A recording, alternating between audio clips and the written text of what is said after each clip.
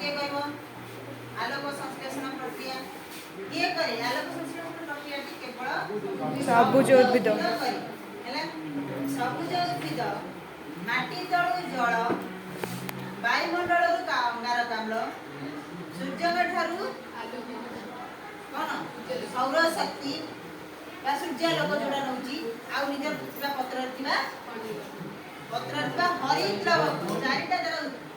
सूर्यालोक और हरित लवकर उपस्थिति रे अंगारकाम्ल और जलर संयोग रे श्वेतसार जातीय खाद्य जल एवं अंगारकाम्ल अम्लजान उत्पन्न हुए हैला ए प्रक्रिया को हमें कहले आलोक संश्लेषण प्रक्रिया से प्रक्रिया रे उद्भिद हमको खाद्य जो एती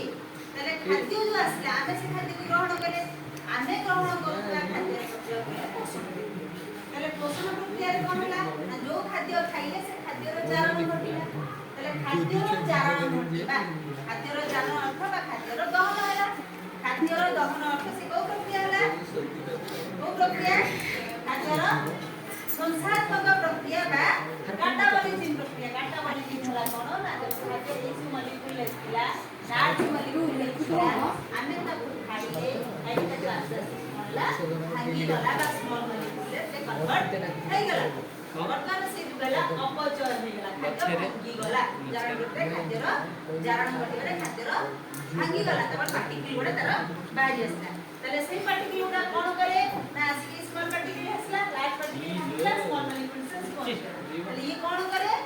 ना हमर जो कोटले खाद्य रो काम जो कोटले कोडी शक्ति प्रदाय करूची कोडी सुरक्षा देउची तो कोडी स्वर गठन करूची तले ए कार्य रे से लागे तले काटाबोलिजिम आ अनाबोलिजिम चय आ अपचय मिसी गेला चयापचय प्रक्रिया मेटाबोलिज्म काटाबोलिजिम प्लस अनाबोलिजिम मेटाबोलिज्म मेटाबोलिजिम हैला तले ए पूरा में जाने केमि खाद्य रो चयापचय प्रक्रिया रे